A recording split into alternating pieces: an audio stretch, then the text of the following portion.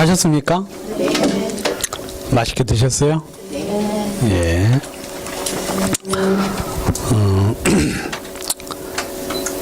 저도 지금 재밌어요. 그리고 또 이렇게 혼자서 또 오랜 시간 동안 해보는 것도 굉장히 드문 일이고, 근데 지난 그 여름 수양, 겨울 수양이죠. 겨울 수양회 때 제가 처음으로 이렇게 시도를 해봤는데 하나님이 굉장히 축복을 해주셔가지고 또 이번에 또 이렇게 이제 하게 됐고, 5월 달에도 하고, 그리고 또 하나님이 기회를 주시면 또 수원에서도 또 한번 해보려고 지금 생각을 하고요. 그래서 우리가 계속해서 말씀 듣는 시간 좀 갖도록 그렇게 하고요. 나중에 하나님이 또 은혜 베풀어 주시면 형제님들이 더 많이 참여를 해서 좀 더 전문화된 그런 어떤 말씀으로 같이 할 수 있도록 그렇게 하려고 지금 생각을 하고 있습니다. 계속해서 이제 오늘은 아까 이제 지금 하고 있는 내용은 무슨 내용이죠? 지금 무엇에 대해서 이야기하고 있죠?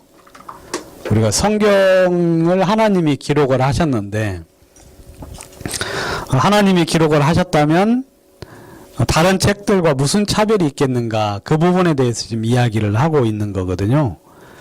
첫 번째는 하나님이 쓰셨다면 저자가 하나님이라고 분명히 밝혔을 것이다, 그렇게 이야기를 하고 있죠.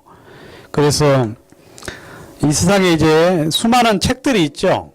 수많은 책들이 있는데 그 모든 책들에 하나님이 기록했다고 쓰여진 책은 오직 성경밖에 없는 책이고, 또 그 성경만이 참된 하나님의 말씀이다, 그 부분을 지금 이야기를 하고 있고, 두 번째는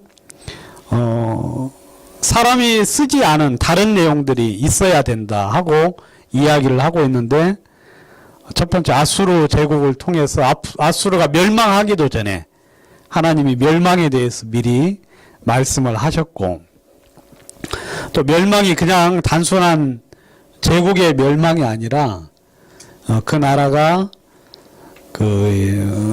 다시는 고침을 받지 못할 정도로, 회복하지 못할 정도로 엄청난 손상을 입어서 그 나라가 다시는 회복되지 못할 거라는 부분에 대해서 이야기를 했는데, 아까 그러면 좀 찾아보셨어요? 아수르? 시간이 없었죠.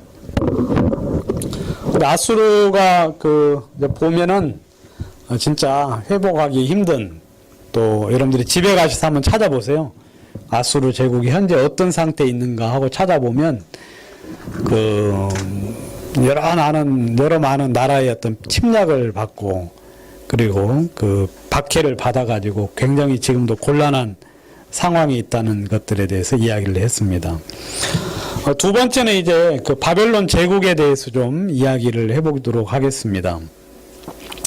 이 바벨론 제국은 지금도 이제 그 후손들이 살아있고, 그 다음에 그 나라를 이루고 있는데, 그 나라 느부갓네살 왕이 했던 이야기, 또 벨사살 왕과 바벨론 멸망에 대한 이야기를 성경은 아주 자세하게 해주고 있는데, 그 부분 좀 이야기 드리도록 하겠습니다.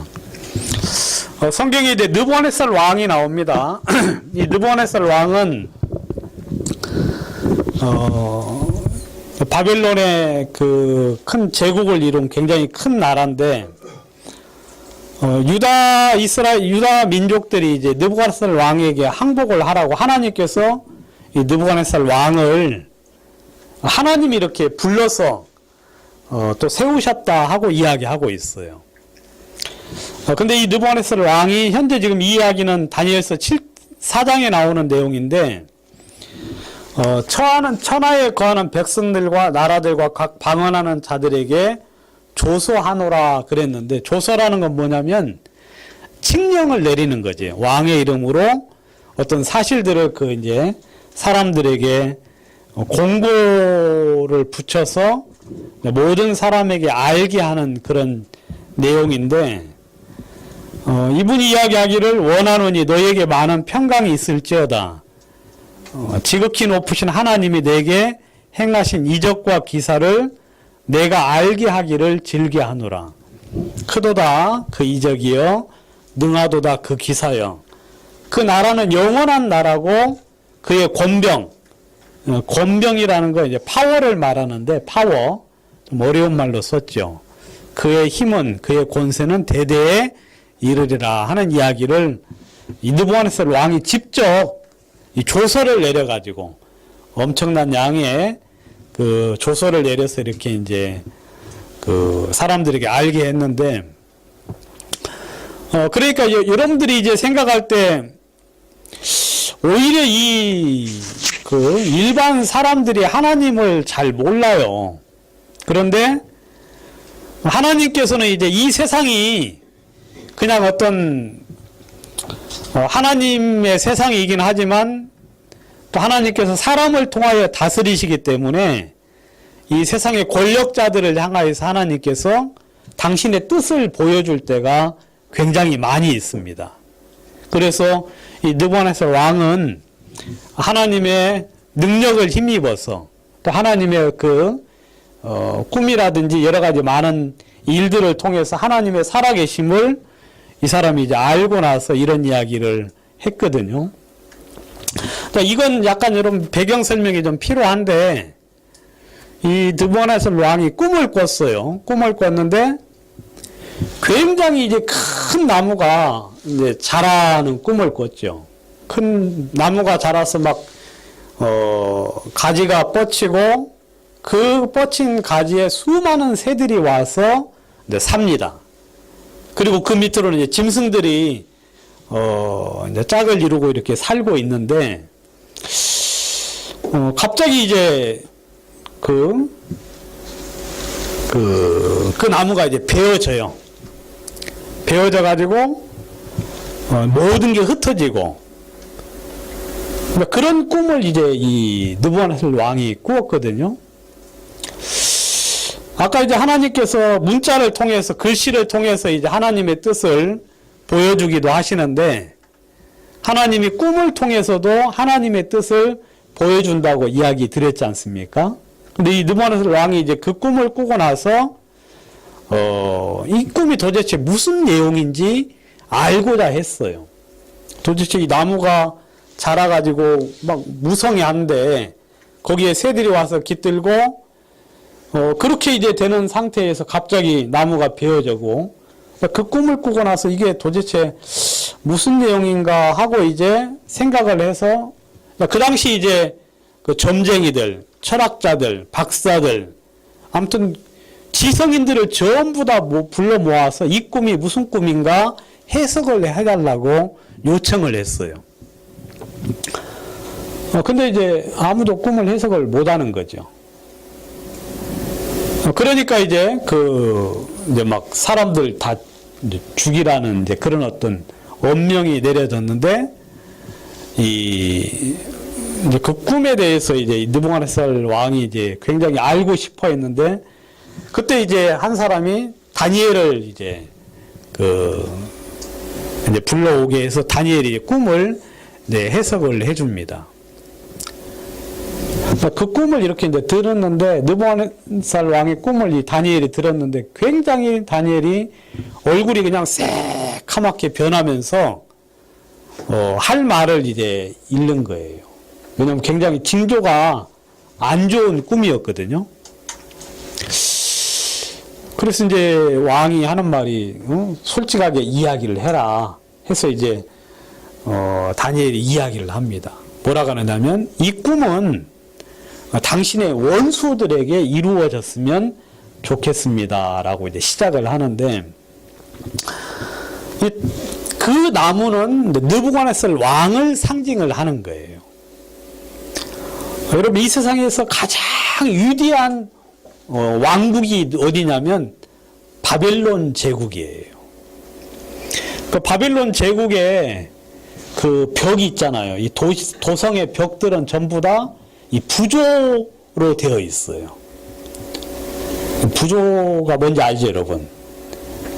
부조라는 건 뭐냐면 그 조각인데 벽에다가 이제 조각, 그러니까 무늬를 그리는데 이렇게 그림을 그린 게 아니라 전부 다 이 돌출된 조각 형태로 전부 다 이렇게 이제 그 장식을 한 거예요. 그 말 이해 가죠? 제가 좀 설명이 좀 부실한데, 그러니까 이렇게 맨 양이를 옆에다가 이제 사자를 그리면 사자 뒤에 보면 하나 있을란가?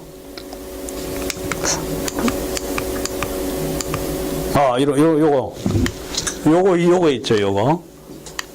이게 전부 다 이제 그 벽면에 그냥 뭐 왕궁이라든지 그런데 이제 벽에 그려진 그런, 이걸 보고 이제 부조라 그래요, 유식한 말로. 이런 식으로 이제 모든 장식들이 다 되어 있고요. 바빌론의 공중의 정원 여러분 들어봤습니까? 바빌론의 공중의 정원. 그래가지고 전 세계에서 있는 그 희귀한 식물들을 전부 다 공중에다가 이렇게 이제 기르는 거죠. 그리고 그 위에 이제 서가지고 바빌론 왕이 이제 자기가 만든 나라를 이렇게 이제 보면서 굉장히 흐뭇해하고 있는 그런 어떤 내용들이 나오거든요. 그러니까 이 바빌론 제국은 엄청난 제국이에요. 성경에서는 이 제국을 보고 금 왕국이다 하고 이야기해요. 문화라든지 모든 면들이 가장 찬란한 그런 어떤 제국이라서 이제 금이라고 표현을 하는데, 그래서 이제 그 수많은 사람들이 거기에 와서 살고, 그 다음에 이제 그 영화를 누리면서 살고 그랬거든요. 근데 이 꿈으로 봐서는 이것이 이제 한 사람에 의해서 이제 나무가 베어지는 거예요. 그러니까 베어진다는 건 그 바빌론이 느부갓네살 왕이 왕 위에서 내려올 것이다. 그러니까 그것에 대하여 이야기를 하면서 당부를 했어요. 다니엘이 제발 마음을 높이 두지 마시고 이 세상의 주관자는 하나님이라는 걸 기억하십시오. 그리고 겸손한 마음으로 이 세상에서 세상을 다스리십시오라고 이야기를 했는데, 느부갓네살 왕이 이제 그래가지고 굉장히 이제 많은 상을 주고 이제 만 1년 정도가 이렇게 지났을 때, 이 느부갓네살 왕이 이제 바벨론 공중의 정원에 올라가서 자기가 만든 이 세상을 딱 본 거예요. 여러분, 흐뭇하겠어요? 흐뭇하지 않겠어요? 우리는 뭐 조금 하는 것만 하나 해도 굉장히 흐뭇해 하는데, 거기 상하수도 시설이 되어 있고, 목욕탕 시설이 되어 있고, 그 다음에 그 사람들이 그냥 엄청나게 풍요를 누리면서 진짜 아름답고 행복하게 사는 모습을 보면서 이 느부갓네살 마음 속에 어떤 마음이 들었느냐 하면, 아까 아수르 왕이 했던 그 이야기 있죠. 내 손과 내 지혜가 이 모든 것을 행하지 않았느냐 하는 그 이야기 있지 않습니까? 그 이야기를 누가 하느냐면 이 느부갓네살 왕이 그 하나님의 계시, 하나님의 꿈의 계시를 무시하고 그 마음이 탁 들어졌어요. 그래가지고 그 이야기를 입에서 내뱉습니다. 그럼 사람이 언제부터 망하기 시작하느냐면 그 말이 입에서 나오는 순간부터 망하기 시작하는 거예요. 아, 나 굉장히 훌륭한데? 나 굉장히 잘났는데? 나 굉장히 똑똑한데라는 그 말이 입에서 나오는 순간 망하는데, 이 사람이 딱 그 이야기를 내뱉는 순간 그에게 진짜 이상한 병이 들었는데, 어떤 병이 들었냐? 정신병의 일종인데, 자기를 뭘로 생각하느냐면 짐승이라고 생각을 하는 그 이상한 정신병이 들었어요. 그래가지고 그 몇 년이죠? 7년 동안 이제 자기가 짐승이라고 생각을 해가지고 이슬을 맞고 살고, 그 다음에 광야 들에서 이제 살기 시작하는 거예요. 광야. 누가요? 왕이.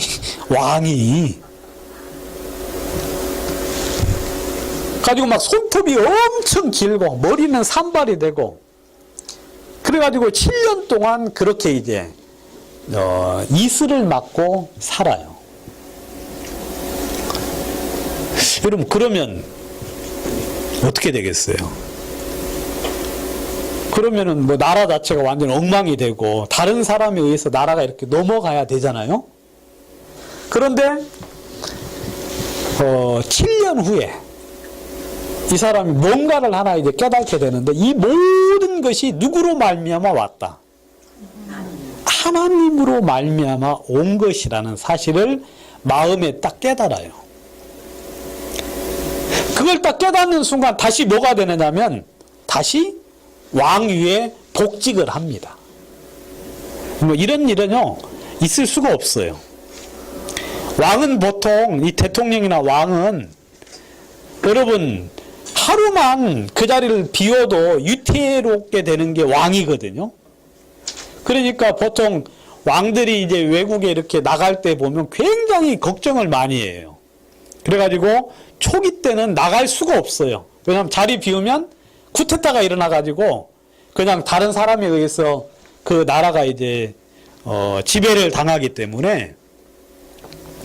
근데 이 느부갓네살 왕은 7년 동안 그런 일이 있었음에도 불구하고 그 사람이 하나님을 인정하는 순간, 이 모든 것이 하나님으로부터 왔다는 사실을 인정하는 순간 하나님이 그에게 다시금 총명을 준다고 성경은 이야기하고 있습니다. 우리 다니엘서 4장을 한번 이건 좀 찾아보도록 하겠습니다.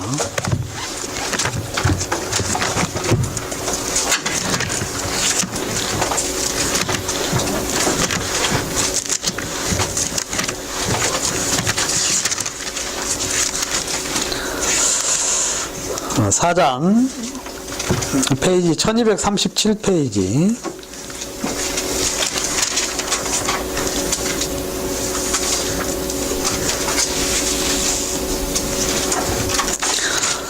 어,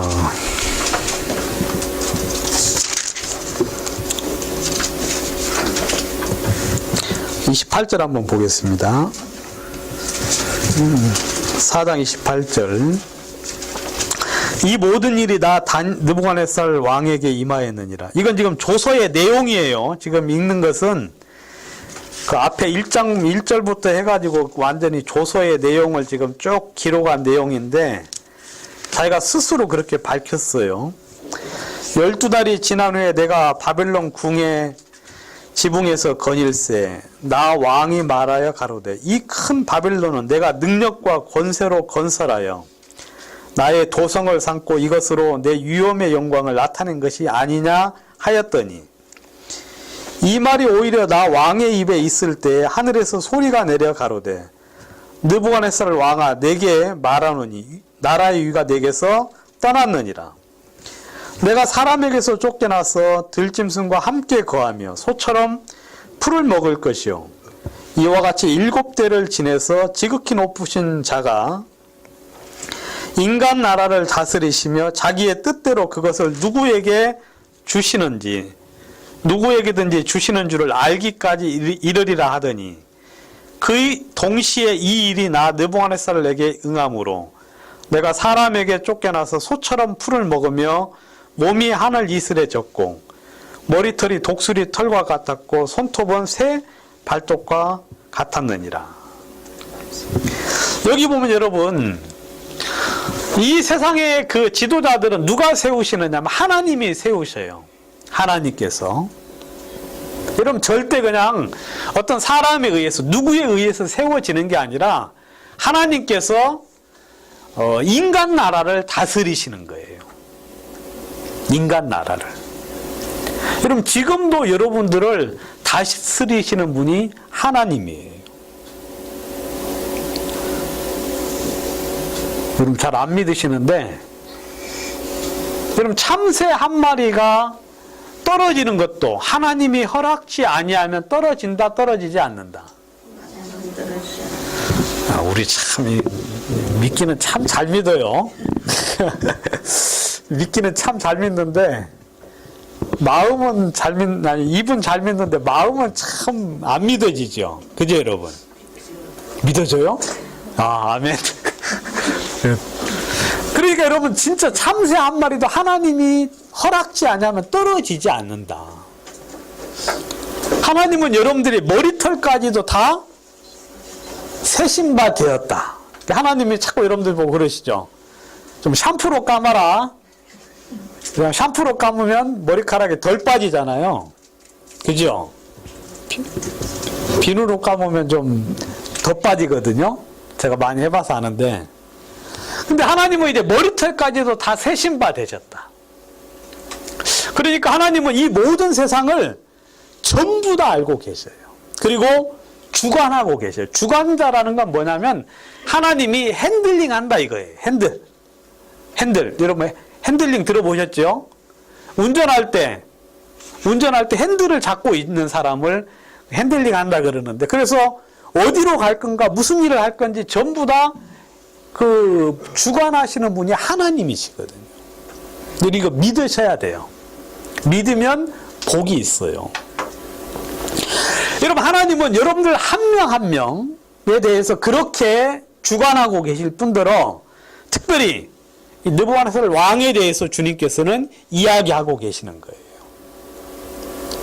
이 사람이 그 모든 걸 가지고 자기 뜻대로 하는 것 같지만 하나님이 허락했기 때문에 그 사람이 그 나라를 다스릴 수 있었고,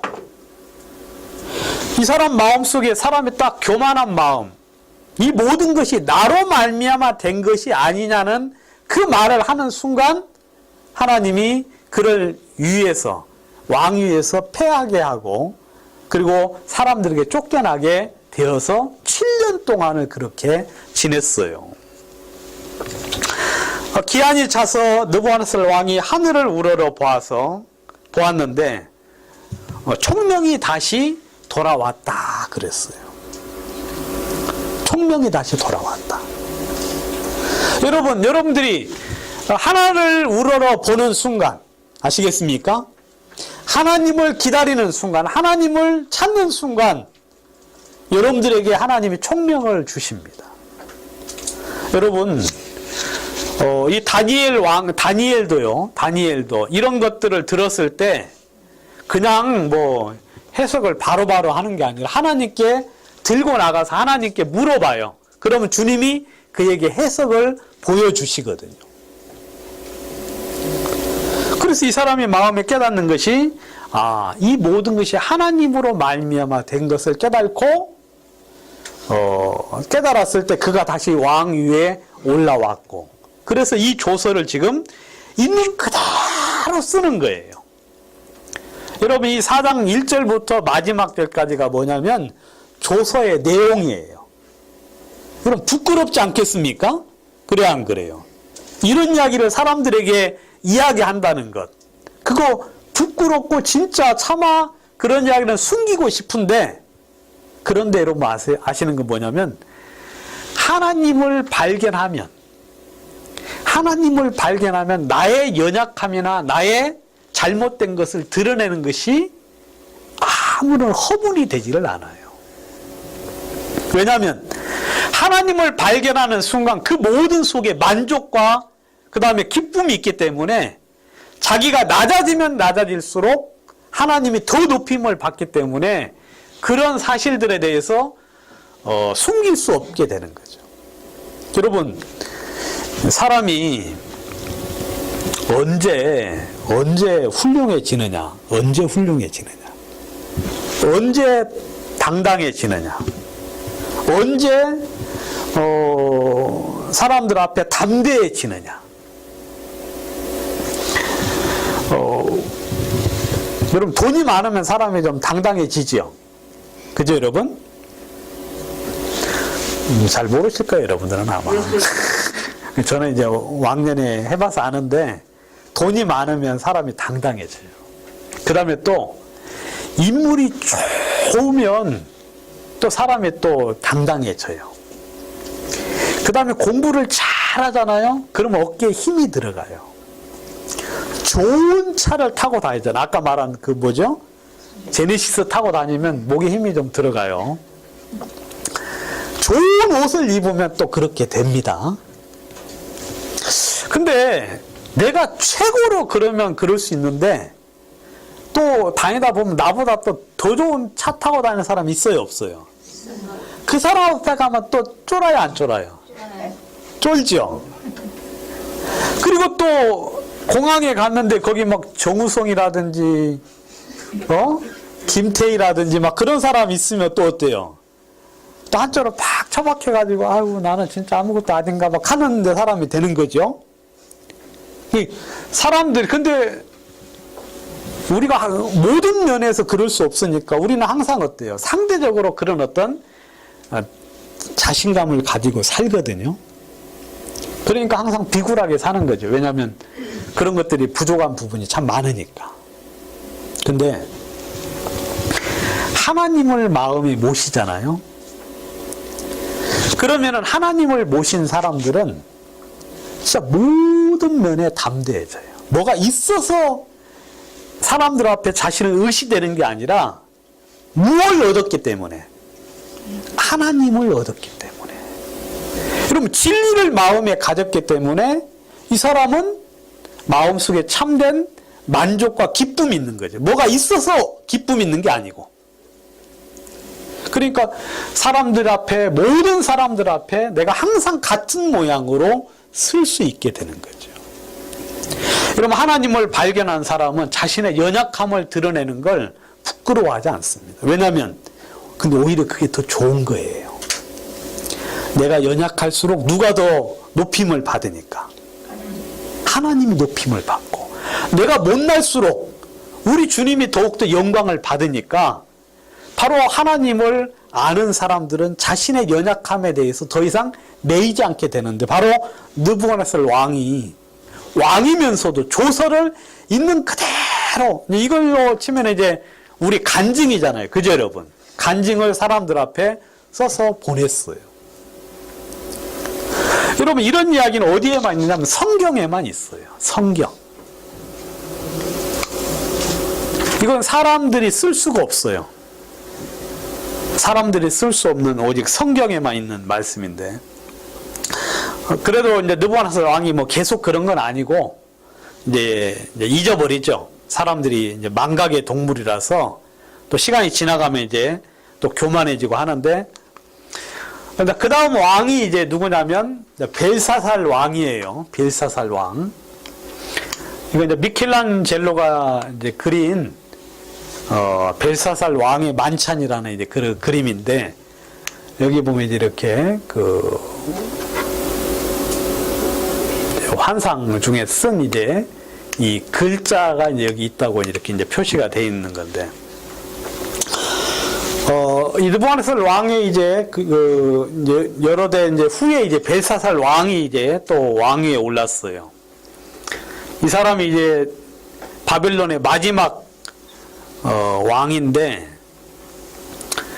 이 사람이 이제 자기 할아버지가 그렇게 조서를 내린 것도 전부 다 알았어요. 그리고 그 조서도 직접 보기도 했고, 또 그런 이야기도 아마 들었을 겁니다. 근데 이 사람이 아주 교만하게도 바빌론이 이제 유다를 점령했을 때 성전을 또 회파했거든요.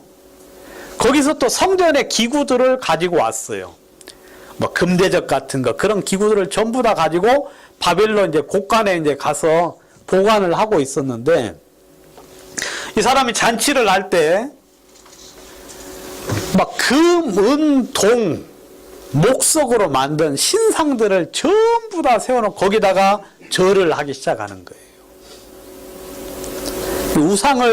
우상들 앞에 절을 하는 거죠. 그리고 성전의 기구를 갖다가 거기다가 이제 술을 마시면서 그 우상을 향하여서 경배하고 섬기고 그러는 거예요.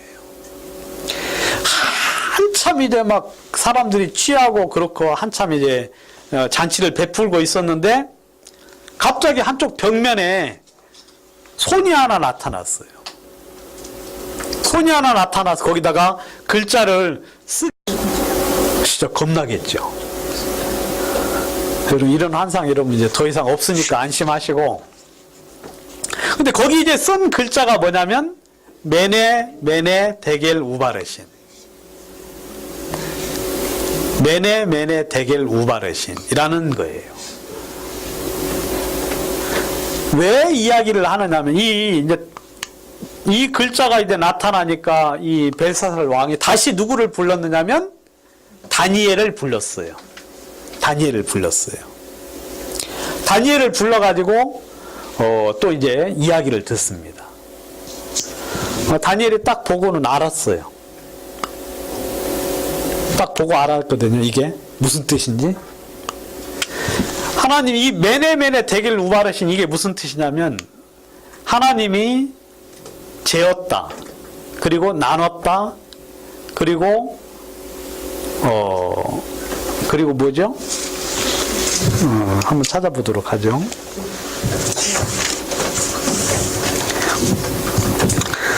그 5장 다니엘서 5장 25절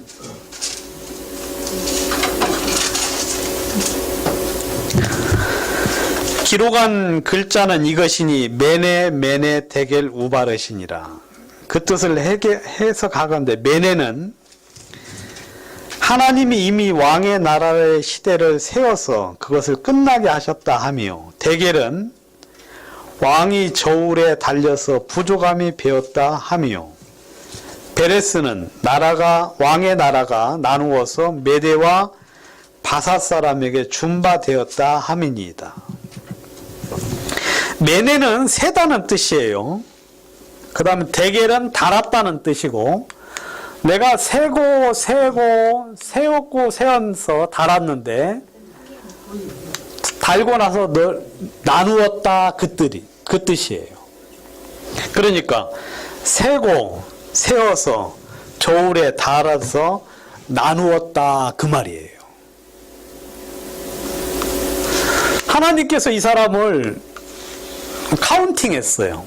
예? 카운팅했어요. 그리고 저울에 달아봤는데 저울에 달았어요. 그런데 거기에 이 벨사살 왕이 부족함이 보였어요, 안 보였어요? 부족함이 보였어요. 그래서 하나님이 나누었다. 메대와 파사 제국에다가 그 나라를 넘겼다 하는 이야기거든요. 근데 언제 그랬어요? 언제? 여러분 그 30절에 보시면 30절 그날 밤에 갈디아 왕 벨사살이 죽임을 당하였고 메대 사람 다리오가 나라를 얻었는데 때는 다리오가 62세였더라. 여러분 이 바벨론 수도가 굉장히 튼튼한 성인데 그래서 안심하고 사람들이 잔치를 하고, 물론 나라가 굉장히 유태하긴 하지만 너무 성이 크고 견고한 성이라서 안심을 하고 그 유태한 중에서도 잔치를 했는데 그날 밤에 그 성이 함락이 그냥 된 거예요. 내부에서 이제 문을 열어줘서 이제 점령을 당했거든요. 여러분 이처럼 하나님은 이렇게 하나님의 능력을 그냥 누구에게든지 언제든지 행할 수 있는 분이 바로 하나님이다. 하나님.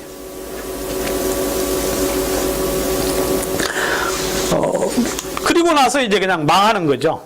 바벨론 제국이.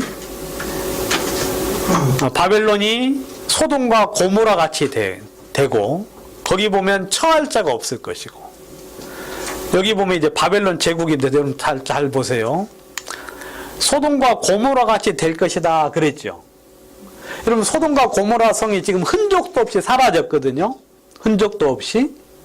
그래서 사회에 수장되었다, 매몰되었다 이제 그런 이야기를 하는데 흔적을 찾을 수 없이 사라진 것처럼 될 것이다. 바벨론의 수도 처할 자가 없겠고 사람이 대대에 없을 것이며, 아라비아 사람도 거기 장막을 치지 아니한다. 아라비아 상인들 있죠. 여러분 이 거대한 나라, 수도, 그 바빌론에 장막을 치지도 않고 양떼를 쉬게 하지도 않고 대신에 들짐승들이 거하고 짐승이 충만하고 타조가 깃들고 양들이 뜨고, 그래서 그 궁성이, 그 바빌론 궁이, 그 대단하고 찬란했던 궁성에 시랑, 여우 같은 것이 부르짖을 것이다.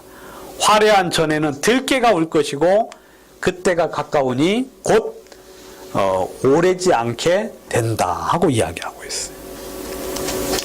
여러분 한 도시가 번성하는 데는 그만한 이유가 있잖아요. 그죠 여러분? 여러분 천안은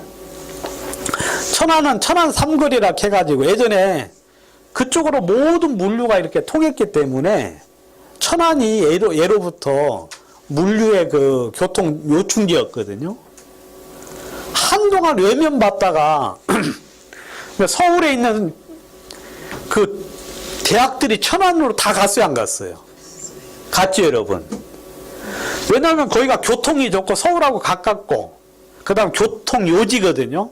그래서 거기다가 이렇게 돼요. 그러니까 한 번 되는 데는 거기는 다 이유가 있어가지고 또 돼요. 그게 예로부터 그냥 정설이에요, 정설. 그리고 이 바벨론 제국이 엄청난 제국인데 이 도시가 어떻게 된다? 사람이 있지 않을 것이다.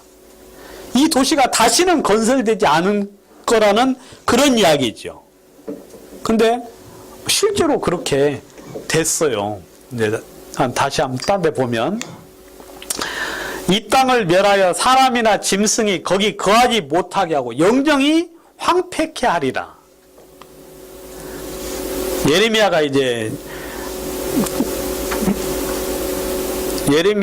예레미야가 바벨론이 이스라엘을, 유다를 침략할 때 이야기를 하신 거예요. 그러니까 벌써 70년 후에 바벨론이 멸망할 것을 먼저 이제 예언을 하는 거예요. 이 땅을 멸하여 사람이나 짐승이 거기 거하지 못하게 하고 영영이 황폐케 하리라. 그러면 그 성이 다시는 어때요? 뭐하지 않는다? 회복되지 않는다. 너는 이 책을 읽기를 다름에 책에 돌을 메어 유브라데 하수 속에 던지며 말하기를 바벨론이 나의 재앙 내림을 인하여 이같이 침륜하고 다시 일어나지 못하리니 그들이 쇠폐하리라. 예레미야가 이에 마치니라. 그러니까 지금 이건 바벨론이 가장 번성할 때, 유다를 공격해서 유다에 있는 모든 것을 바벨론으로 가지고 갈 때, 그때 이 바벨론의 멸망을 이야기를 한 거예요. 뭐 이건 하나님이 아니면 이렇게 할 수가 없죠.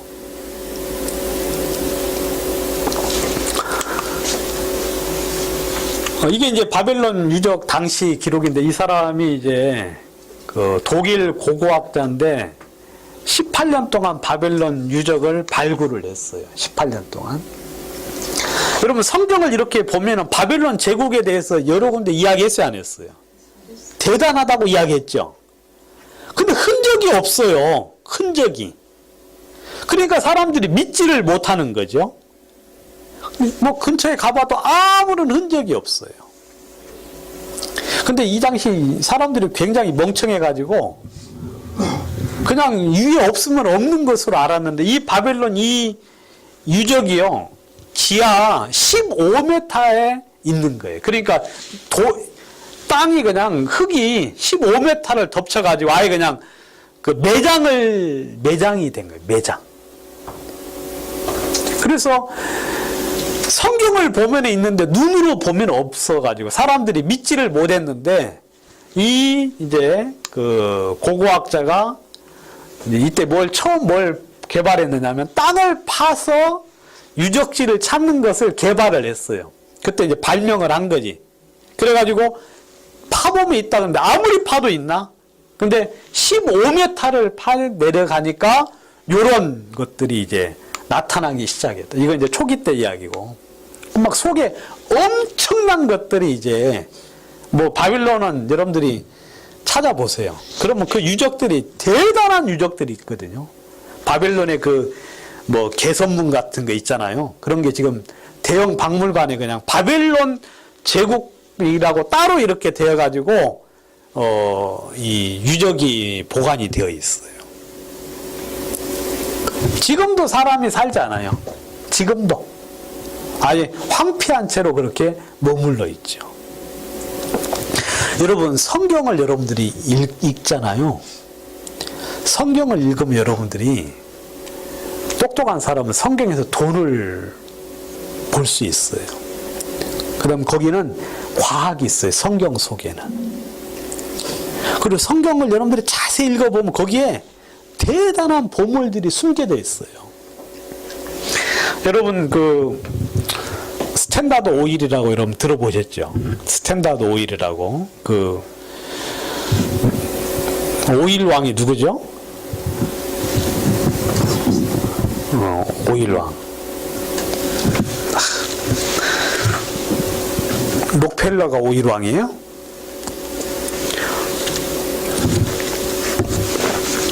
근데 이제 그 임원 중에 한 명이 성경을 이렇게 이제 성경을 보다가 여러분 모세가 역청에 의해서 뭐가 됐어요? 역청에 의해서 칠해진 그 갈대 상자가 역청에 칠해져 가지고 이렇게 이제 보호를 받았잖아요. 그러니까 그 성경을 보면서 이 사람이 와, 이건 뭐 종들도 역청이 그냥 사용할 수 있도록 흔하게 이렇게 존재하는 걸 보니까 이집트에 뭐가 많겠구나. 석유가 많겠구나. 예? 석유. 그래가지고 그 회사에서 이제 임원이 이제 이야기했어요. 사장한테. 아, 이집트에 석유가 많다. 어떻게 아냐? 성경에 이렇게 돼 있다. 해가지고 이집트 나라하고 서로 그 석유 채굴권을 계약을 했어요. 가지고 이집트 북부에 가니까 그냥 석유가 그냥 엄청난 석유가 있어가지고 그 떼돈 벌었다는 그런 이야기가 있잖아요. 여러분들이 성경을 이렇게 보잖아요. 성경에 보면 온갖 지혜가 엄청나게 많이 숨겨져 있어요. 성경에. 그리고 성경을 믿는 사람들은 복 있는 사람이에요. 아, 바벨론 제국 분명히 있다. 거기 유적이 있다. 그러면 그냥 파면은 이렇게 나오죠. 파면은. 그러니까 그런 일들이 이제 있어요. 그러니까 여러분 성경을 좀 꼭 보셔야 되겠고. 그 다음에 이제 왕이 이제 누구냐면 고레스인데요. 이 사람은 이제 그 페르시아 이제 제국의 왕인데 이게 이제 고레스 그 상이에요. 성경에 보면 이런 이야기 있습니다.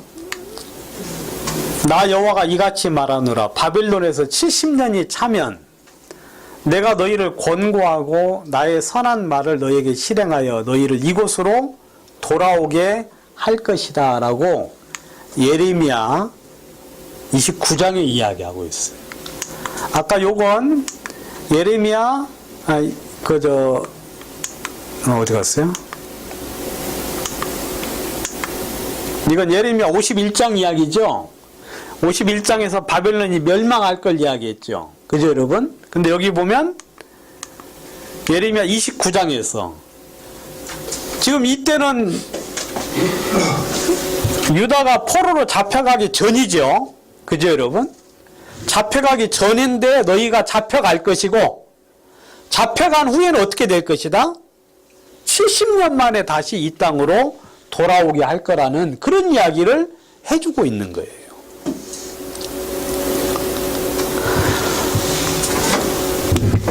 근데 여러분 세상에 그런 일이 있어요? 70년 만에 다시 돌아오게 된다는 거? 근데 그런데 이 고레스라는 사람이 보세요. 나 여호와가 나의 기름 받은 고레스의 오른손을 잡고 열국으로 그 앞에 항복하게 하며. 하나님이 아까 사네립을 썼죠. 아수르. 그 다음에 바벨론의 느부갓네살 왕을 쓰셨다고 이야기했죠. 그 다음에 다시 고레스에게 뭐냐, 기름을 부었다, 그렇게 이야기하고 있어요. 기름을 부었다는 건 뭐냐면 위임장을 줬다, 그 말이에요. 어떤 일을 할 수 있도록 권한을 부여했다, 그 이야기거든요. 그래서 하나님이 기름을 부었어요, 고레스에다. 그래야 그 오른손을 잡고 열국으로 그 앞에 항복하게 했다. 그러니까 그 나라, 모든 나라를 정복하게 했죠. 열국의 허리를 풀며 성벽을 그 앞에 열어서 닫지 못하게 하리라. 내가 고레스에게 이르기를 내가 내 앞서가서 험한 곳을 평탄케 하겠다. 부수고 꺾고 보화와 은밀한 곳에 숨은 재물을 너에게 주어서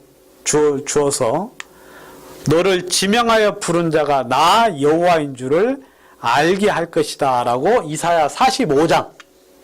이사야는 예레미야 시대보다 더 전 시대에 활약했던 선지자인데, 그때 하나님은 이미 바벨론이 멸망할 것이고 이스라엘이 포로로 돌아오게 될 것을 이야기했고, 그리고 이때 이 고레스라는 왕이 있긴 있었어요. 왜냐하면 고레스가 1세, 2세, 3세 그렇게 되기 때문에 페르시아도 있고 메대도 있고 페르시아 제국도 그 나라도 있었는데, 그때 하나님은 고레스라는 사람을 들어서 내가 너를 이렇게 불러서 이 모든 것이 나 하나님으로 말미암아 될 것을 미리 이야기하신 거예요. 하나님은 누구를 통해서, 이 고레스 왕을 통해서 이스라엘을 다시 바벨론으로, 그 이스라엘로 다시 돌아오게 하려고 하나님은 고레스에다가 이렇게 일을 하신 거죠. 근데 이 고레스는요, 진짜 훌륭하게, 여러분들이 세계사 시간에 배우셨는지 모르겠지만, 여러분 이 페르시아 제국은 사람들에게 진짜 선한 정책을 폈다. 뭐 그런 거 배운 적 있어요? 기억나요, 여러분? 그럼 세계사는 안 배우시는구나. 예? 아까 그 아수르는 악증을 했다 그랬죠. 근데 이제 세계사 이제 학자들은 뭐라 하느냐면, 이 고레스가 아수르가 멸망한 것을 보고 그걸 이제 반면교사 삼아가지고 자기는 선정을 베풀었다, 그렇게 이야기하고 있거든요. 근데 그 전부 다 뻥이에요, 뻥. 알겠습니까? 그렇게 된 게 아니라 하나님께서 이 고레스의 마음을 감동을 시켰어요. 고레스 마음 속에 그런 마음을 줬어요. 왜냐하면 이 고레스가 하나님을 알고 있거든요. 그래서 이 고레스가 말을 합니다.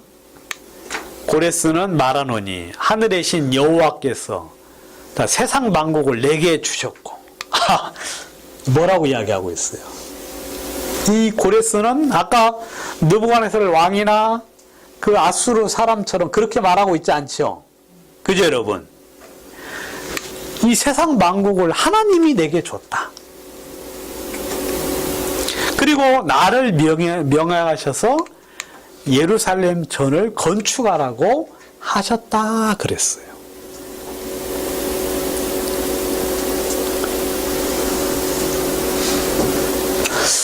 여러분, 하나님의 말씀을 가진 사람들은 진짜 좋은 사람들이에요. 하나님의 말씀을 제대로 배운 사람들은 진짜 훌륭하고 그 다음에 가치 있는 삶들을 살아요. 여러분, 이 고레스가 뭐 겸손한 게 아니고 하나님을 알기 때문에 그렇게 겸손할 수밖에 없어요. 겸손할 수밖에. 그래가지고 하나님의 뜻이 성전을 건축하라는 하나님의 뜻이 있었기 때문에, 그래서 이제 어떻게 하느냐면 전부 다 돌려보내요. 이스라엘을 70년이 찬 후에 성전을 지으라고 돌려보내요. 그리고 거기다가 돈도 줘요. 그리고 성전의 기구들이 있죠. 아까 그 벨사살 왕이 사용했던 그 기구들을 같이 보내줘요. 여러분, 세상의 역사학자들이 어떻게 그런 일이 있느냐고 이야기를 합니다. 어떻게 그런 일이 있느냐고. 어떻게 정복을 했는데 피정복자들을 다시 돌려보내고 그들의 민족을 우대하고 종교를 우대하고 전부 다 그렇게 하느냐. 그리고 돈까지 줘가면서 보내는 그런 침략자가 있느냐라고 이야기를 하거든요. 믿지를 못했죠, 사람들이. 그런데 이제 그 기록이 나왔어요. 그 기록이. 이게 뭐냐면 실린더예요, 실린더. 이게 이제 페르시아의 실린더라고 하는 아주 조그마한 원통형 있는, 요 정도 되는 원통형 있는 이제 장식품인데, 여기 이제 글자가 쓰여져 있어요. 글자가 쓰여져 있는데, 이 글자를 이제 풀이를 해보니까 요런 내용이 이제 사람들이 믿지를 못했는데, 이걸 찾아보니까 여기에 보면 고레스, 세계왕, 유대왕, 정정당당한 왕, 사방의 왕이며 유대한 왕, 안산 왕이신 캄비세스의 아들이며 뭐 고레스의 손자고 뭐 쭉 이야기하죠. 여기 보면 티그리스 강 저편의 신성한 도성들로 귀환시켰으며, 네? 티그리스 강 저편의 신성한 도성으로 귀환했고 그들을 위하여 영구적인 성소들을 지어 주었다. 모아서 거주지로 귀환시켜 주었다라고 그렇게 이야기하고 있어요. 이 실린더 내용에 이제 그런 내용들이 있어가지고 이제 성경이 사실이라는 사실들을 다시 이제 재확인했다라고 이야기를 하고 있죠. 그러니까 여기 보면은 바벨론 거주민에 대하여서는 나는 노동자들에게 임금을 안 주는 것과 사회적 신분을 안 주는 제도를 폐지한다. 그러니까 이때 이제 아주 복지 정책을 엄청 잘 이제 했죠. 왕이면서도 그런 것들을 아주 분명히 이제 했는데, 요 실린더에, 요걸 이제 실린더라고 그러는데, 요 실린더, 이게 이제 대형 박물관에 보관 중인데, 여기 보면은, 여러분 나중에 이제 그 영국 가면 보세요. 영국에서? 예, 대형 박물관, 영국에. 그래가지고 이제, 여기 이제 나중에 또 가보셔야겠네. 근데, 예, 왜냐면 이걸 전부 다 거기서 다 발굴을 해가지고, 아까 이제 뭐예요. 바빌론 건 독일에서 이제 발굴을 했고, 이 고레스는 이제 페르시아니까, 이거 이제 영국에서 발굴을 해가지고, 영국에다가 이제 보관을 하고 있죠. 이제 이때는 이란 나라가 아주 독립이 안 되고 그냥 없었던 나라이기 때문에 이제 대영 제국 뭐 그런 데서 이제 그걸 하기 때문에 그렇게 됐어요. 그러니까 이런 내용들이 성경에 아주 자세하게, 이런 어디서도 이런 세계사에서도, 저는 세계사 공부할 때 이제 그런 제국이 나와서 사람들이 응당 전부 다 알고 있었겠거니라고 생각을 했거든요. 근데 이것이 세계사적으로 기록된 게 얼마 안 된 거죠. 왜냐하면 아예 믿지를 안 했으니까. 세상에 유럽보다 더 발달하고 더 문명 있는 나라가 있겠는가. 성경을 보면서도 사람들이 못 믿은 거죠. 근데 여러분, 성경은 1.1획도 틀리지 않고 그대로 이루어지는 책이에요. 아멘. 성경은. 여러분들의 인생은 성경에다가 걸어야 돼요. 왜냐하면 성경이 그 모든 길들을 아주 명백하고 분명하게 가르쳐 주시기 때문에. 성경이 멸망이 있다면 있는 거예요. 지옥이 있다고 하면 있는 거예요. 뭐 죽음 뒤에 가봐야 알지? 그런 사람은 생후 9개월도 아직 안 된 사람이에요. 예? 생후 9개월. 생후 9개월 한번 그거 한번 우리 볼까요? 그 아까 제가 인터넷이 없어가지고 못 봤는데 생후 9개월 한번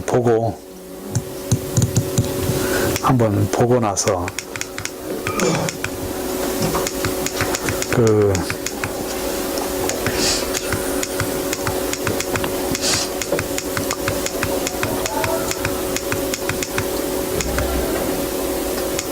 자, 한번 보겠습니다.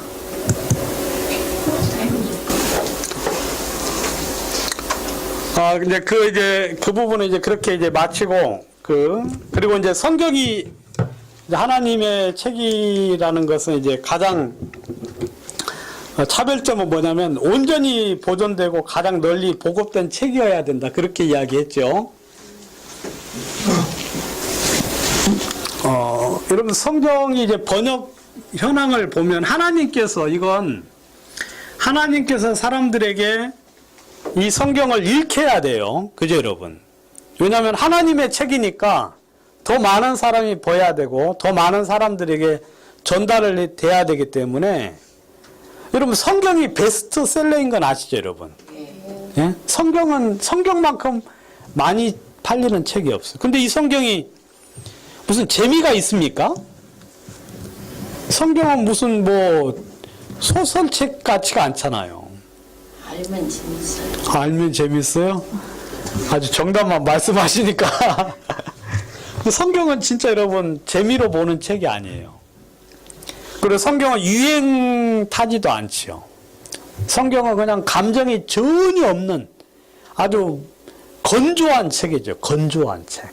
근데 이 성경이 그렇게 오래된 책이거든요. 3,500년 전부터 기록된 아주 고전 중에도 진짜 오래된 고전이죠. 여러분 삼국사기 읽어보신 적 있어요? 삼국사기? 예.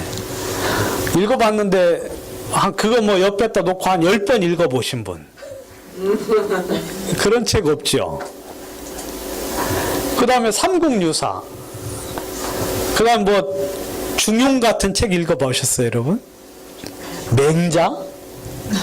논어? 물론 읽어볼 수는 있는데 근데 그런 책들은 널리 보급되지가 않았어요. 왜냐하면 필요한 사람만 보기 때문에. 근데 이 성경은 여러분 성경 전체가 이제 번역된 성경 전체가 완전히 번역된 것이 648개 언어로 완전히 번역돼서 보급이 돼요. 그 다음에 신약 성경만 번역이 된 언어는 1432개의 언어로 번역이 되어서 보급이 되었고, 그 다음에 단편 성서, 뭐 시편, 전도서 아니면 복음서 이렇게 쪽으로 된 거 있죠. 요것만으로 된 것이 1145개. 물론 이제 번역이 안 된 언어, 그러니까 이것은 이제 뭐냐면 언어가 이렇게 많다는 것인데 이렇게 번역된 것은 인구수로는 굉장히 많겠죠. 그죠? 많은 인구수가 있을 때 이렇게 많이 번역이 될 거 아니겠어요? 인구가 많으니까 먼저 번역된 거죠. 이런 언어들은 이제 몇 명 안 되고 몇십 명, 몇백 명, 몇천 명 정도 되는 이제 그런 아주 소수 사람들이 쓰는 언어가 이제 이렇게 번역이 안 됐다는 것 뿐일 뿐, 진짜 지구상에 성경이 없어서 못 볼 정도 되는 사람들이 거의 없어요. 여러분 이렇게 많은, 여러분 성경을 없애려고 했던 수많은 사람들이 있었거든요. 근데 성경은 없어지지가 않아요. 누가 보존하시기 때문에? 하나님이 보존하시니까. 하나님이 보존하시니까. 그러니까 여러분들 지금, 여러분들 앞에도 지금 성경이 있잖아요. 그죠?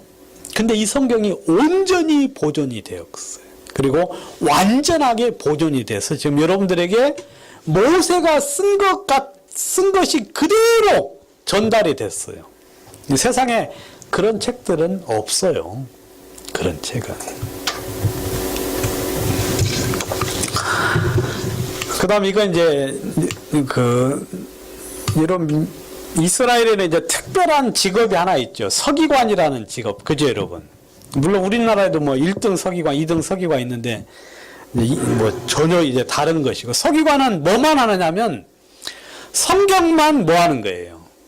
성경만 쓰는 사람, 성경만 기록하는 사람이 서기관이에요. 그 일만 하는 사람은 이제 서기관인데, 모든 원고의 사본을 사람의 손으로 써서 만들었고, 한 페이지씩, 한 줄씩, 한 단어씩 공을 들여서 기록하지 않으면 안 되었다. 왜냐하면 이것은 너무너무 중요한 하나님의 말씀이니까 1.1획도 틀리면 안 되니까 이렇게 이제 기록이 되었어요. 여기 보시면 이제 대충 한번 읽어보겠습니다. 날마다 서기관은 갈대편이 잘 쓰여지는지 확인하기 위해서 그것을 잉크에 적시고 아말렉이라고 이름을 쓴 후에 지워버리곤 했다. 아말렉은 여러분 성경에서 영영이 지워버리라고 돼 있죠. 그래 안 그래요? 아말렉 이름을. 그러니까 이제 항상 쓰고 나서 쓰고 나서 지우고. 왜냐면 아말렉을 하나님이 지우라고 해가지고 실험용 이제 잘 써지는지 안 써지는지 확인하기 위한 용도로 쓴 글씨가 아말렉이면서 항상 이제 지워버리곤 했고, 모든 재료는 표에 따라서 제조를 해야 되고요. 엄격하게. 단어는 물론 철자조차 암기한 것은 쓸 수가 없었다. 그러니까 암기해서 필사하지 않아요. 보통 이제 암기하면은 뭐 서기관들 아주 대단한 사람들 아니겠어요? 그래서 그냥 암기하고 이렇게 적는데, 암기하지 않고 자기 앞에 또 다른 두루마리를 펼쳐놓고 각 단어를 소리내어 읽은 후에 그것을 필사했다.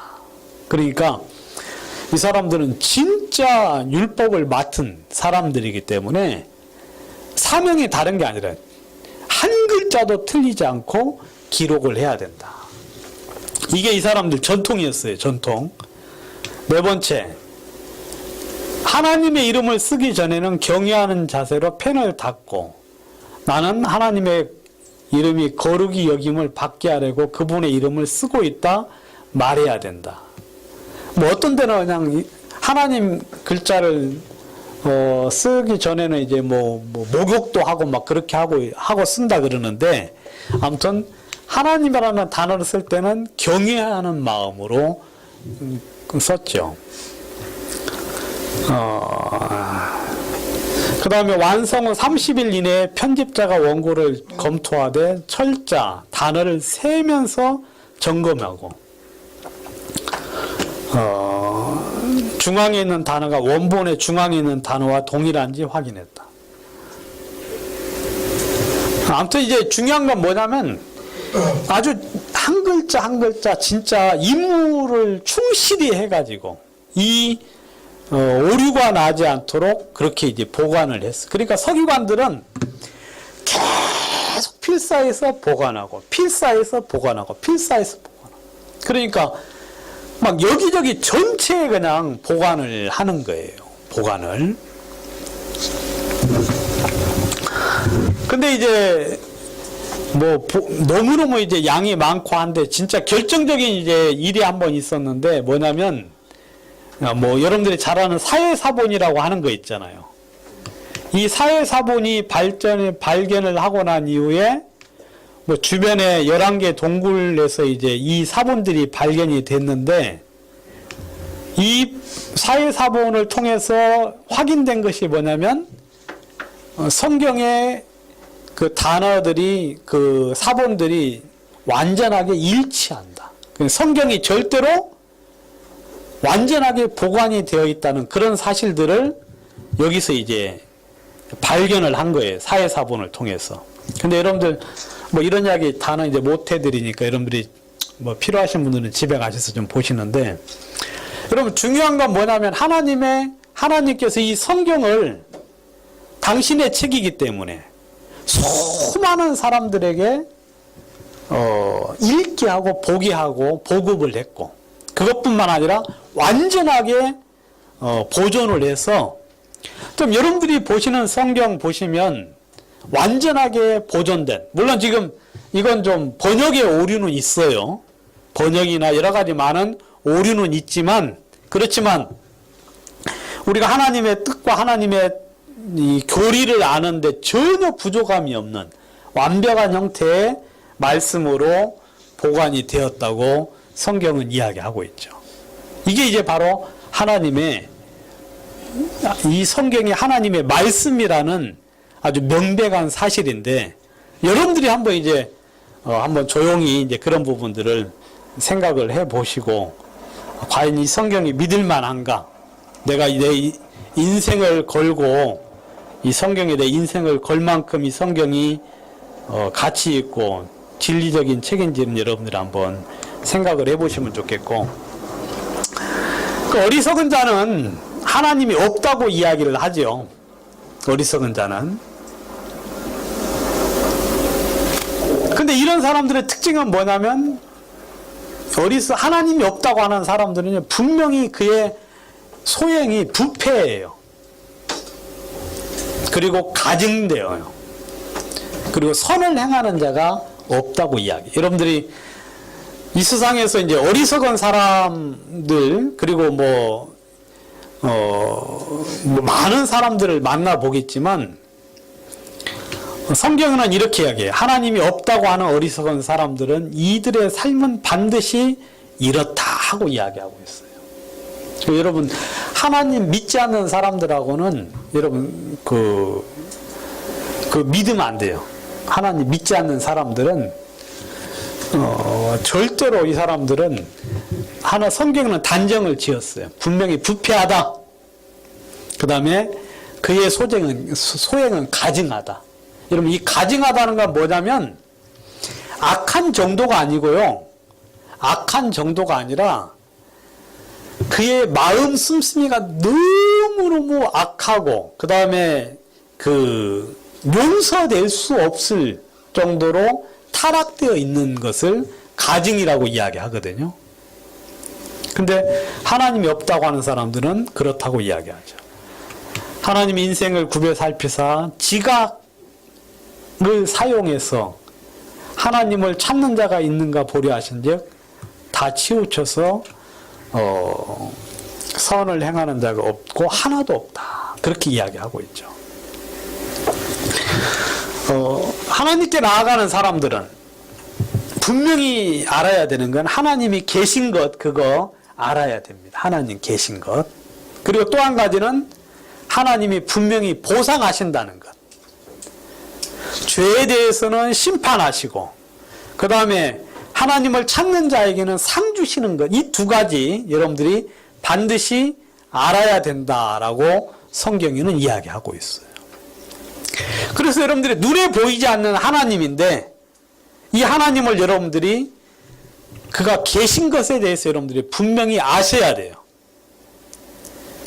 여기는 뭐 다 아시는 분들만 이제 계시는데, 아무튼 여러분들이 지각을 사용을 해서 하나님이 과연 계시는가 안 계시는가, 그 사실을 여러분들이 분명히 아셔야 되고, 그 사실에 대한 명백한 그 확신 없이는 하나님에 대한 온전한 믿음을 가질 수 없다고 이야기를 하고 있죠.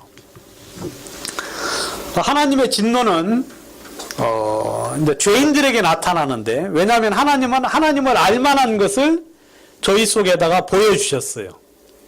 하나님을 알만한 능력을 보여줬어요. 하나님께서는 그의 보이지 아니하는 것들이 있죠. 근데 이 모든 보이지 아니하는 것들을 보이지 아니하는 것들이 이제 능력과 하나님의 성품인데 이것이 어디에 보여졌다고요? 그 만드신 만물에 분명히 보여 알게 되었다. 그렇게 이야기하고 있죠. 그래서 그러므로 사람이 핑계할 수 없다. 여러분, 멸망을 받는 사람들은요, 하나님 앞에 나가서 핑계할 수가 없어요. 여러분 이해 가시죠? 왜냐하면 어리석은 사람들은 뭘 사용하지 않느냐면 지각을 사용하지 않는다고 했는데, 하나님이 하나님을 알만한 지각을 사람들에게 줬어요, 안 줬어요? 능력을 줬지요. 그리고 하나님의 보이지 아니하는 것들이긴 하지만 그런 것들이 하나님의 만물에 분명히 알게 돼서 안 알게 됐어요. 하나님의 만물에 분명히 알게 해놓으셨기 때문에 그 사람들이 어리석어서 그리고 관심이 없어서 하나님을 발견하지 못하는 것 뿐이지 능력도 좋고 알만한 그런 재료를 줬기 때문에 그 사람들을 절대 핑계할 수 없다. 그러니까 하나님이 없다고 하는 사람들은 전부 다 어리석은 사람인 거예요. 아시겠습니까? 난 하나님 계시는 거 모르겠는데 이 사람들은 전부 다 어리석은 사람이에요. 그 사람이 공부를 많이 하고 그 다음에 훌륭한 사람처럼 보여도 어리석은 사람이에요. 어리석은 사람. 제가 이제 그런 사람들을 한번 여러분들에게 몇몇 사람을 한번 좀 설명을 한번 좀 소개를 하겠습니다. 제가 먼저 그거부터 좀 소개 좀 하고요. 어디 갔어요?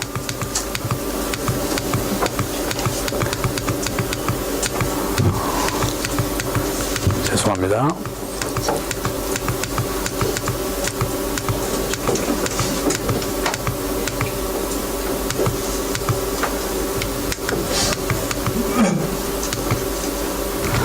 이거 한번 여러분들에게 보여드리도록 하겠습니다.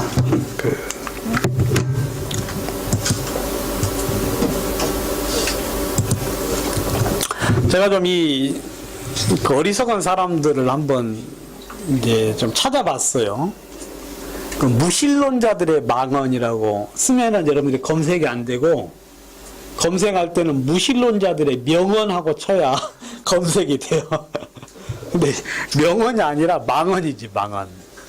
한번 제가 몇몇 사람 한번 여러분들에게 소개시켜 드리겠습니다. 최초의 이제 무신론자의 망언은 이 바로가 했어요. 바로가 여호와가 누구간데 내가 그의 말들을 듣고 이스라엘을 보내겠는데 나는 여호와를 알지 못하니 이스라엘도 보내지 아니하겠다고 망언을 냈죠. 그죠, 여러분? 결과는 어때요? 수장되어서 죽었다고 성경에는 이야기하고 있어요. 성경에서는. 그 다음에 아까 사느립이 이제 아까 아수르의 그 왕이었잖아요. 세나켐넷이라고 하는 이제 그런 왕인데 열국의 모든 신 중에 누가 그 땅을 내 손에서 건지기에 여호와가 예루살렘을 내 손에서 능히 건지겠느냐 하면서 이런 망언을 했는데 아까 여러분들에게 소개시켜 드린 대로 자기 아들의 손에 죽었다라고 이야기했잖아요. 아인슈타인, 여러분 훌륭한 사람처럼 보이죠? 예? 진짜 이 시대의 가장 위대한 그 과학자라고 하는데 이 사람이 뭐라고 하느냐 한번 보세요. 나는 자신의 창조물을 심판한다는 신을 상상할 수가 없다. 또 나는 물리적인 죽음을 경험하고도 살아남는 사람들이라는 것을 상상할 수도 없으며 이거 이제 예수님 부활을 이야기하는 거예요. 믿고 싶지도 않다. 유약한 영혼들이 두려움이나 터무니없는 자기 중심적 사고에 빠진 나머지 그런 사고를 전도한다. 저 같은 사람 보고 좀 이야기하기를 유약한 영혼들이 두려움이나 터무니없는 자기 중심적 사고에 빠진 사람이라고 그렇게 표현하고 있어요. 나는 삶의 영원성이 미스터리로 남는 지금 그대로 그리고 내가 현 세계의 놀라운 구조를 엿볼 수 있음에 만족한다. 그러니까 이 알지 못함에 대해서 뭐한다? 만족한다. 이 사람 똑똑해요, 안 똑똑해요? 엄청 멍청하네. 여러분들만 지금 그렇게 이야기하는 거, 이 사람한테. 아무튼 나는 삶의 영원성이 미스터리로 남는 지금 그대로를 뭐한다? 그러니까 내 삶이 알 수 없음에 대해서 나는 만족한다. 이 사람 좀 바보 아니에요? 예? 아주 좋았어요. 나는 비록 자녀 두 번이기는 하지만 자연의 스스로를 최한 이성의 일부를 이해하는데 내가 전심 전력 투고해온 삶의 만족. 이 조그마한 거 하나 이렇게 발견한 것으로 뭐 한다? 만족한다. 그 말이에요. 이 사람 전 똑똑한 줄 알았고 훌륭한 줄 알았는데 이렇게 말하는 거 들어보니까 이 사람 너무 생각이 없구나. 너무 이 미스터리한 삶 자체를 그것에 대해서 그냥 만족한다. 그러니까 과학자가 이렇게 말하면 안 되잖아요. 좀 더 정확하게 알아야 되고 좀 더 분명하게 해서 자기 어떤 뭔가를 해야 되는데 그러니까 이렇게 이야기해요. 이 사람 또 뭐라고 했는데 나는 신이라고 하는 단어를 인간의 약점을 드러내는 표현이나 산물에 불과하다고 생각을 한다. 네? 신이라는 단어는 인간의 약점을 드러내는 그런 어떤 표현이라고 생각을 한다. 성서는 명예롭지만 꽤나 유치하고 원시적인 전설들의 집대성이며 그러니까 이 사람은 노아 홍수도 전설이라고 생각을 하는 거예요. 그죠? 그 다음에 뭐 많은 일들이 다 전설의 집대성. 아무리 친밀한 해석을 덧붙이더라도 이 점은 변하지 않는다. 그 다음에 아무튼 이런 이야기를 했어요. 이 사람.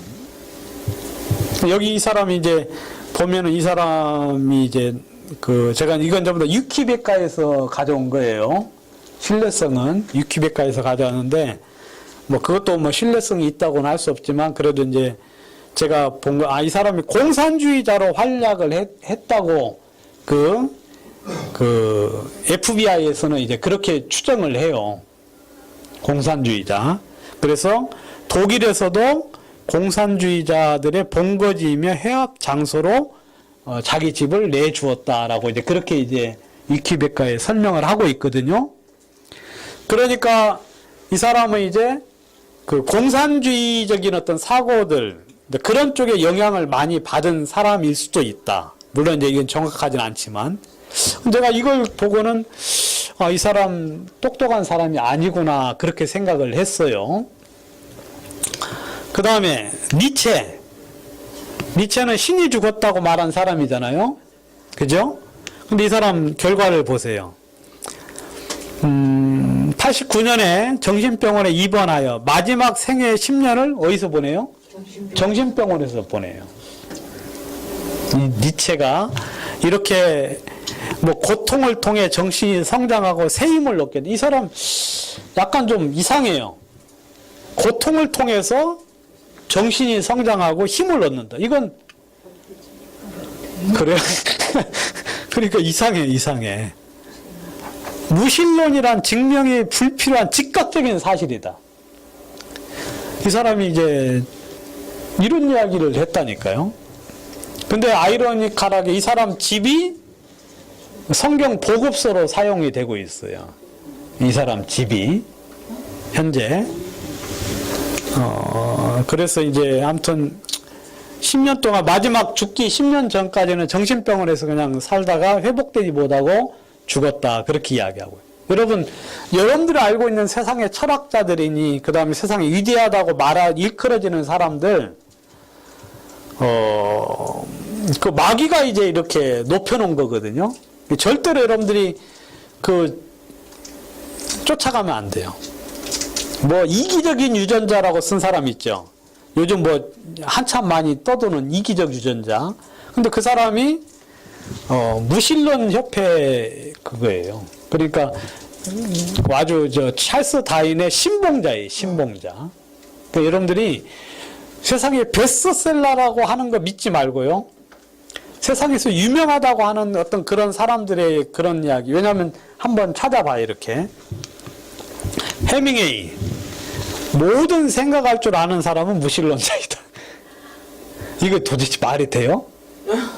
모든 생각할 줄 아는 사람은 하나님을 믿는다. 그렇게 나와야 되잖아요. 근데 성경하고 정반대예요. 어리석은 자는 이르기를 하나님이 없다 하도다. 그렇게 돼 있잖아요. 근데 여기는 생각할 줄 아는 사람들은 전부 다 무신론자이다. 그렇게 이야기하죠.